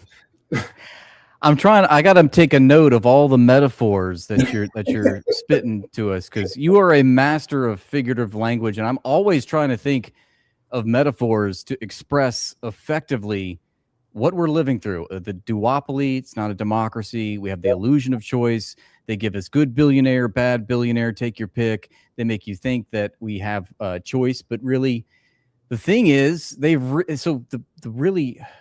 thing is that they removed all of the meaningful choices before they showed us the board game that they're playing. They take away the pieces that mattered to us. We didn't even know they were moves on the table. And lo and behold, I'm thinking of that as I'm learning about how they took your name off the ballot and all of the illegal sabotage you've been facing. But I was going to ask you for any other metaphors to. I got one for you. Okay. Ask and ye shall receive. So this one's not from me. This one is from these books that I keep behind me. This is Julius Nyerere, first president of Tanzania. African socialist, revolutionary. He said, "Of course, the United States is a single party state, but with typical American extravagance, they have two of them." That's it. Right? The illusion of choice. And when I want, it's not just the turns of phrase. Let's use, let's talk with our hands also, right? Because figurative language is often best when given, gesticular, emphasis. So let's make together a Venn diagram of the donors to the Democrats. And then let's add the donors to the Republican party. And then, oh, wait, actually, okay. So it's the same. It's just a circle. It's just you're staring through a single circle. And that's how follow the damn money. And this is where I think so many people are fed up with the system. And it's the reason why I think that they perceive the electoral threat. First, having the Black radical tradition represented inside the Green Party creates new kinds of coalition, building options, right off the top. Like it's a new kind of, there's new political coalitions that are possible. But we're also drawing a lot of independents, centrists, even right-leaning folks, because across the ideological spectrum right now, people are seeing through the corporate manipulation. They're seeing through the Zionist manipulation. And even when like Trump voters hear me banging on Gavin Newsom and banging on libs, they often come over. I was talking to an 82-year-old white farmer from Wyoming on a flight the other day. We just struck up a conversation and he was like, "You got a good head on your shoulders. I'm going to tell everybody that I know out here to vote for you," right? Because I'm not playing their dumb fake culture war, because listen, I don't care who you pray with or who you lay with. I honest to God don't care. Your rights are sacred and non-negotiable, and your elected officials are supposed to serve you, not create a fake culture war so that they can siphon all of the money out of your pockets and steal your civil liberties, and you'll just nod and smile because they've reinforced your identity in some way. And on my website it says solidarity beyond ideology or identity, right? That in the end, we've got to stand up to this capitalist exploitative class, these corporations. And I say it to the right-wing folks too. I just sometimes leave out capitalists. I was like, you got to stand up to these corporations. And like, damn right, Yeah. Right. Speak to people in a language that they'll understand, because the political program that we're bringing bridges ideological divides. So refreshing to listen to you. I want to ask you, I just have maybe one or two more questions, and then I'll let you go. But I feel like right now, I mean, like you speaking to the urgency of the situation, you've characterized this as a war on choice or a war of choice. And I feel like more now than ever, everything's being laid bare. And I'm reminded of a prescient quote that went something like this: class consciousness is knowing what side of the fence you're on, and class analysis is knowing who's on that side with you. And I've heard you speak about beautiful. I've heard you speak about this, and I'm going to give you a chance, I guess, to maybe just reiterate it, because I think our audience should hear it. But why do you think that there are so many so-called leftist streamers and content creators that pay lip service to anti-billionaire, anti-Zionist rhetoric, but when it comes to even the bare minimum of meaningful action, they endorse and vote for billionaires and Zionist cops? What do you think is holding them to that camp? It's a great question.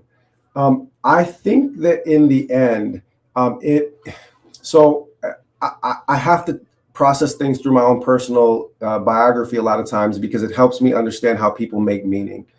For me, what allows me to unplug is the kind of radical refusal of the categories and the propaganda and the conditioning that somebody like Malcolm represented.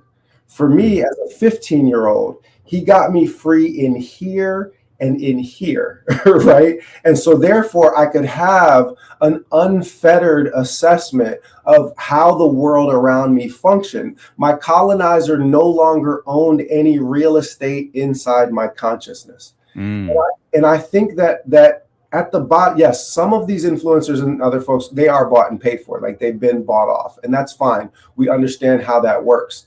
But I think that the deeper problem is that people actually lack a revolutionary imagination. They lack the capacity to imagine anything outside of capitalism or imperialism or the currently established order. So when push comes to shove, those lesser of two evils arguments, it actually appeals to a fear-based instinct in them, because somewhere in their head, they really do think the Republicans are worse. And the thing is I know better, right? Yeah. Malcolm said the white liberal is the most dangerous thing in the Western Hemisphere, right? You're worried, not you, but they out there are worried about Donald Trump. You and I are worried about Gavin Newsom, right? Because we know that Gavin Newsom is going to do the exact same policies, but he's going to do it with a Bill Clinton, Slick Willie 2.0, a smooth criminal, and libs love to be lied to. And so he's going to tell them the lies that they want to hear. And at least when Trump does it, they instinctively know to resist. Whereas when Newsom did it, or Obama did it, or Bill Clinton, when Bill Clinton gutted the American working class through NAFTA, the libs clapped and applauded. When Bill Clinton and Joe Biden crafted the most heinous carceral state policies that locked up my whole generation, many of my peers doing time for things that cannabis companies now make lots of money off of, right? Do you know what I'm saying? And some of them are serving time. So all of that is just to say that a lot of them, they have this fear-based response because they really believe that the bad guy is out there, right? Whereas I learned from Malcolm. Malcolm said the liberal is a fox. It bares its teeth. You think it's smiling, you're on the menu. The conservative is a wolf. When it bares its teeth, it's into a vicious snarl that leaves the black man no illusion as to where he stands. So exactly. So for the black radical tradition, Malcolm being the exemplar in this case, but Fred Hampton, Huey P. Newton, Assata Shakur, they took similar analyses. They understood that single party that Nyerere talked about has two affects. One is fascism and the other is fascism, right? and it's two predators. They differ only in the way that they hunt. One through cunning, guile, it sneaks in. You think that that it's on your side. It gets up close and it knifes you. The other just squares up, right? Yeah. And as for me, I mean, call me an accelerationist if you want, but I actually prefer just to square up, because I agree. can see my enemy coming. Whereas a lot of like my own community, black community, it infuriates me that so many black folks vote Democrats when the Democrats don't do anything for us. And Malcolm told us in '64, he said, you put them first and they put you last. And that makes you a chump, right? We don't get anything. They didn't protect affirmative action. They didn't protect DEI. They didn't protect a woman's right to choose. They didn't protect the Voting Rights Act. And here we go, giving away our power to people who hold us in utter contempt because the Democrats couldn't win an election for dog catcher without getting 80% of the black vote, right? And what do we get in return for it? So that, like, for me, that liberal, that Democrat Party, that AOC, more dangerous because I know that they'll allow absolutely heinous. Obama assassinated Gaddafi, and there's now an actual slave trade in Libya, right? Do you know what I'm saying? Like, and people pretend that the greatest scandal of Obama's presidency was tan suit. Right? It's like, no, it was the killing Yemeni kids with drones. It was the right.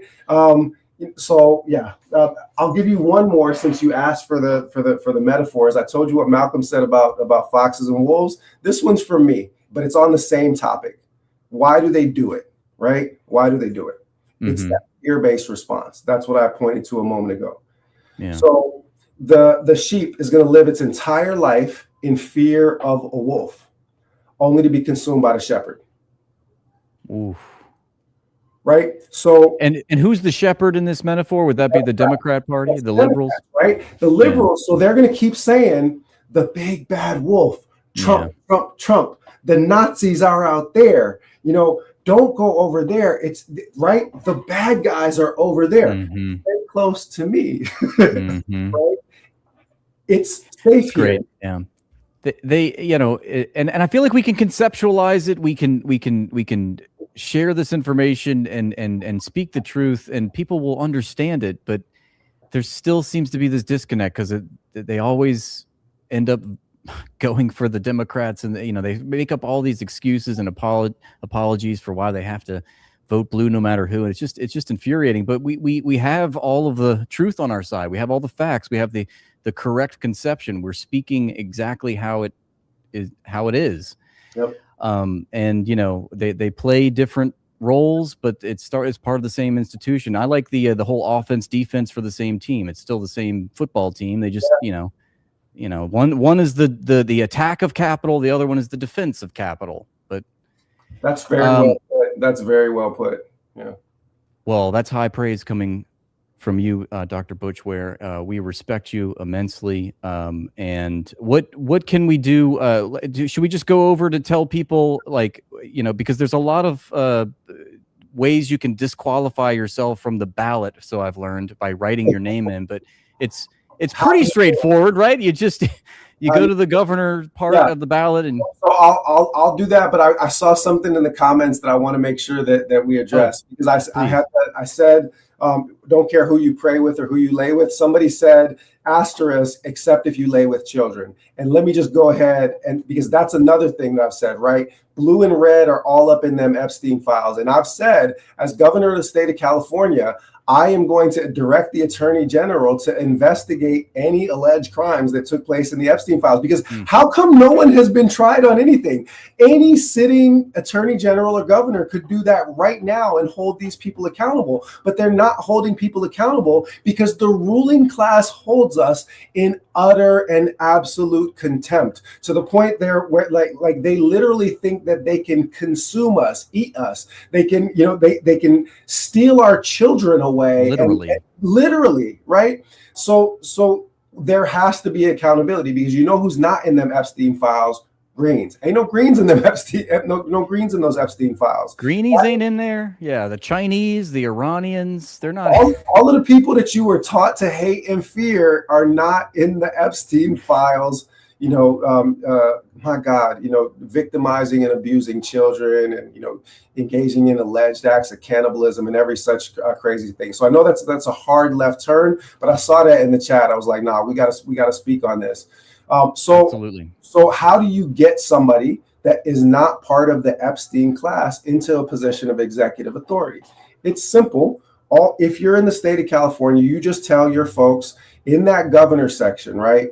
There are 61 names on that ballot, 24 Democrats. They accuse me of splitting the vote. The Greens nominated one candidate. There's 24 Democrats, but they accuse me of splitting the vote. But that's a separate question.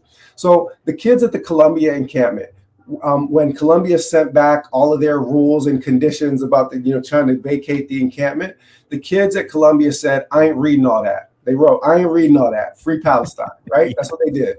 So when you see those 61 nondescript governor candidates, you don't write it, but you just look at it and you say, I ain't reading all that. You just move down to the bottom, and there's a write-in box, and if there's a circle, you circle it, and then you just write Butch Ware, Butchware. Those are the two most dangerous words in the English language to the That's right. But we love them. We love those words. They're dangerous to the other people. And not to us. They should be afraid of us. And I want to say this too, because I try to be an articulate and impassioned and morally centered advocate for the people. But it's really not about me as a candidate. It is about the people. The policies that we're running on are the policies that the people want and need. But we're not going to get them until we have the audacity to choose elected officials. And I know a lot of the people that watch this kind of stream, and know that you're a hardcore leftist, and I've been a revolutionary my whole life. Some of them might be suspicious even of electoral politics as a vehicle for change. And I share that skepticism. My model is the model of the Panthers. I don't think that I'm going to fix it as governor, but what I do know is that mutual aid plus direct action plus electoral power is the cocktail that the Panthers used. And they ran for office because they understood that if you could get people in positions of elected authority, then they could do things like, for example, instead of criminalizing ICE Watch and rapid response, they could funnel resources to ICE Watch and rapid response, right? Mm-hmm. That you have a few people in positions of authority, because we keep us safe. The cops don't keep us safe. But if we have people in positions that can reinforce the work that the community is doing on the ground, that revolutionary activists and abolitionists and socialist organizers and others are doing on the ground, imagine that you have an advocate and a shield that is wielding the resources of the state, not to persecute you, but to protect you and to reinforce, right? So it's not just that I'm going to say, I'm not complying with unconstitutional orders. So the feds are going to have to go through every lawyer and law enforcement officer in the state before they so much as touch a hair on the head of any California resident. That's great. I'm going to sue. I'm going to have the Attorney General sue police departments that run, cover, and carry water for ICE. That's great. That's something that I can do with the executive authority. But even better, I can get resources to the people that are doing the rapid response and ICE Watch on the ground as well, so that we can actually have a coordinated movement-centered approach to political power. So even if you don't believe in elections, trust me, neither do I. Malcolm was the one that persuaded me, because in the Ballot or the Bullet, he said, we're going to knock on every door in Harlem. We're going to register every black face behind every door, not as a Democrat, not as a Republican. We will say, show us your card. And whoever did not have the responsibility to register themselves, we will have words with them, and we just might move them out of town. It's going to be the Ballot or the Bullet. So you might not believe that elections are where revolutions take place. And I agree with you. They can't take place only at a ballot box. But Malcolm said specifically in that speech, a ballot is a weapon of war as effective as a bullet, or more so. By any means necessary, which people associate with Malcolm, means by any necessary means. And that includes electoral ones. And if we had all of us that are abused by the system just writing those 9 letters on this ballot, voter turnout is low in primaries. We could destroy them now, right? Amazing. It takes both. We need the political tip of the spear, not just the spear itself. We need working class institutions strong in the economy. We need working class institutions strong in our politics. So it's all hands on deck. It's so refreshing to hear this. I think my audience agrees. Just, it seems like we've achieved some clarity here by listening to you. And you're one of the few people that I could listen to for hours. And I hope to have you back on one day and we could actually talk about Malcolm X's autobiography, and one of my recent favorite writers, Walter Rodney. Oh, I saw you. Discussing Rodney. I read Rodney for the first time when I was 19, How Europe Underdeveloped Africa. And I need you to understand that the only reason why, like, an aspiring teenage revolutionary such as myself considered doing a PhD in African history as like something that wasn't a betrayal of the people was because Walter Rodney did. Walter Rodney got his PhD in African history. He taught African history at Dar es Salaam University in Tanzania, and he was martyred for his socialist organizing work in his homeland of Guyana. And so when I read Walter Rodney, it wasn't just that he had this incredibly clear and precise reading of capitalism and imperialism and the relationship between Africa and Europe, but he embodied in his praxis that, model of an engaged scholar, somebody that utilized knowledge for the benefit of our liberation. And so because Walter Rodney existed, I believed that I could do both of these things, write the academic works, teach in the universities, despite the fact that they're part of the military-industrial complex, and still do the work of being an engaged community builder and movement builder. Walter Rodney is a giant. Like, if you want to do just a show on Walter Rodney, count me in. I would love to. He's like I said, one of my favorite writers. The How Europe Underdeveloped Africa book, I consider it essential reading. It's one of my favorite books ever written, and I just learned so much. It was also very relevant because everything that he was saying, he was writing about in the 60s and 70s, combating all this propaganda, debunking all of these arguments about Africa and colonialism. We still hear, you go on Twitter, you hear it every day. There's still, promoting all of these fallacious talking points, and Elon Musk is always at the center of it. He's always talking about the same stuff. I'm like, I read Walter Rodney. Actually, let me go flip to the page where he debunks all this nonsense. You're not gonna fool me with this nonsense. I read Rodney. Yeah, I'm immunized against your nonsense. He also wrote a great book on the Russian Revolution from the African perspective, which I really appreciated.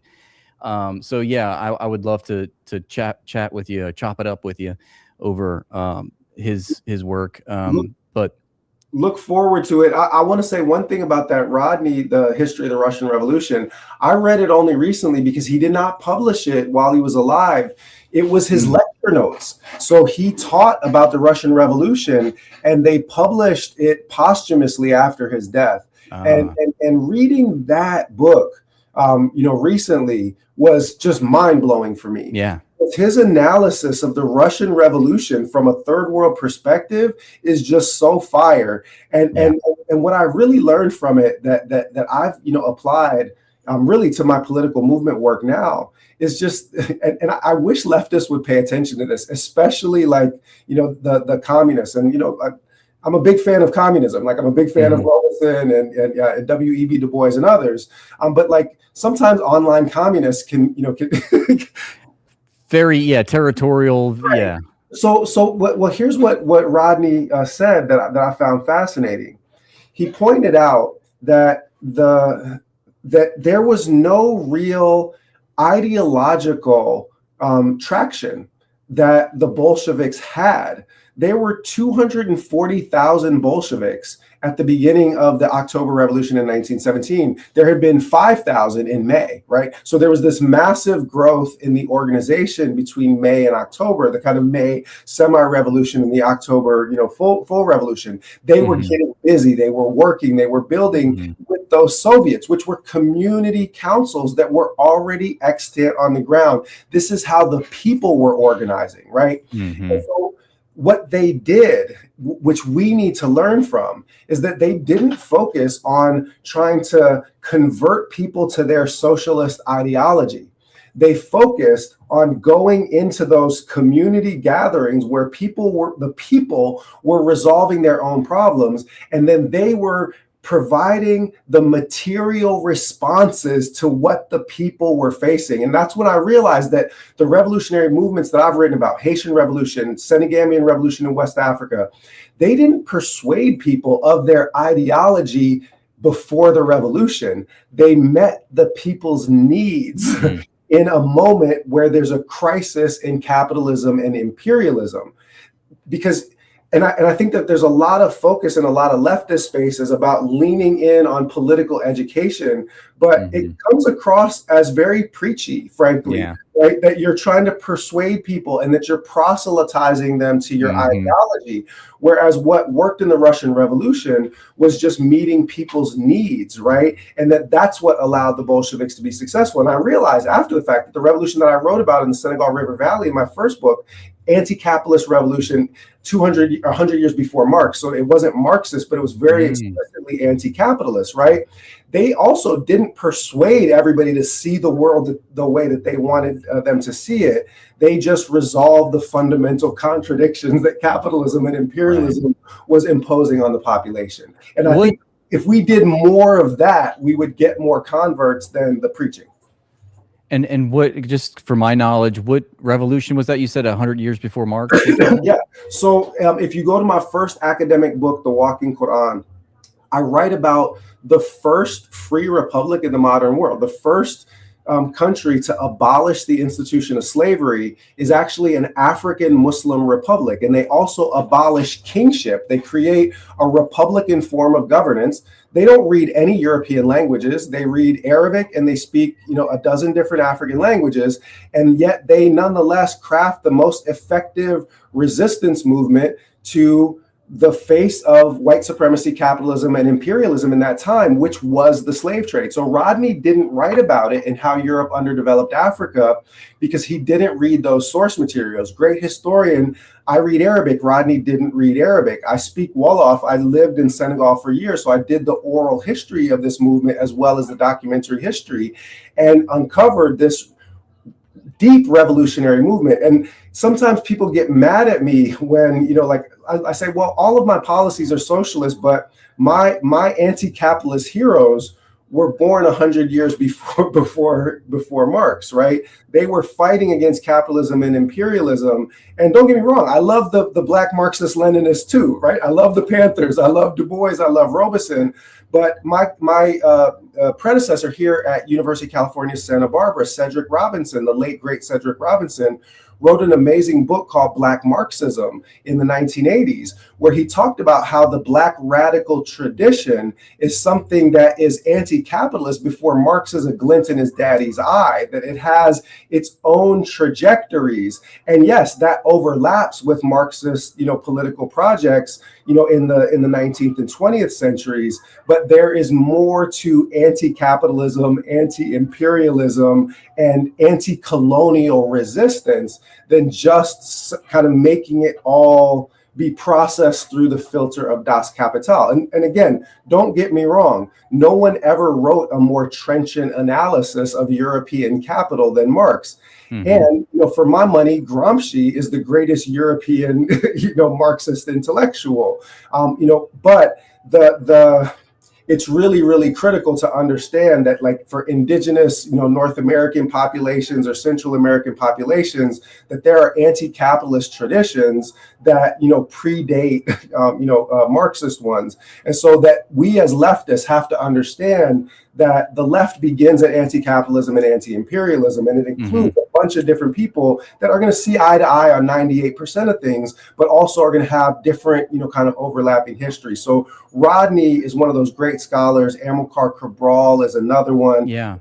I mean, just doing an African socialist book club would be super dope, frankly. Yes. Would love that. And, just to piggyback on that point, it's true. Marx didn't discover, he didn't create communism. He didn't create the anti-capitalist contradictions in society. He observed them and he articulated them. He articulated them. Yeah. Well said. And I think also there's an interest, when you were talking about Senegal in that example, the success that they had, how they spoke to the material conditions. They didn't try to, influence people's ideology. I was just thinking of, when Chris Smalls, when he talks about the success he had in creating the Amazon labor union, he didn't do that. He didn't speak to I'm not going to speak to people that are MAGA. I'm not going to, he spoke to everybody. Yeah. He talked to everybody.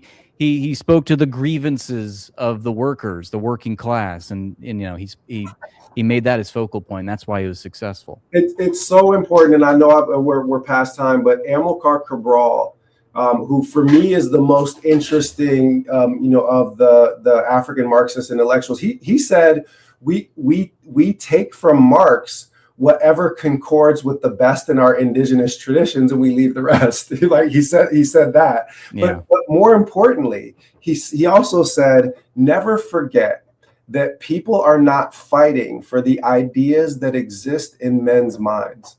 People are fighting for better material conditions for themselves and for better futures for their children, right? Absolutely. That in the end, we're supposed to show up and try to construct a society where human dignity and aspirations for prosperity and safety and to have their basic material needs met, that we fulfill those so that human potential can then take the next steps in our evolution as a species. And capitalism fundamentally cannot allow that to happen. Capitalism is born from indigenous genocide and African slavery, and all of its institutions will reproduce those systematic inequalities at every step. Humanity cannot move forward under the regime of capitalism. And so those of us that are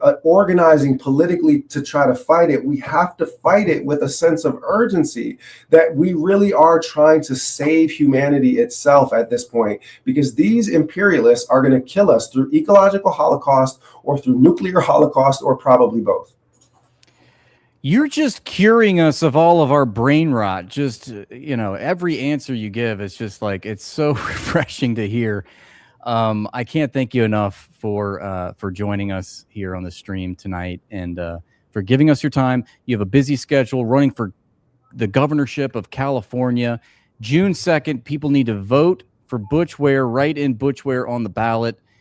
Thank you so much for your time. I hope we can do this again sometime. Looking forward to it. Anytime. I'm a huge fan of all your short form content, your long form content, and I especially love that you never let up on the Zionists. Hell yeah. Got to, man. Got to. All right, brother, take care. Thank you. See you. Bye-bye.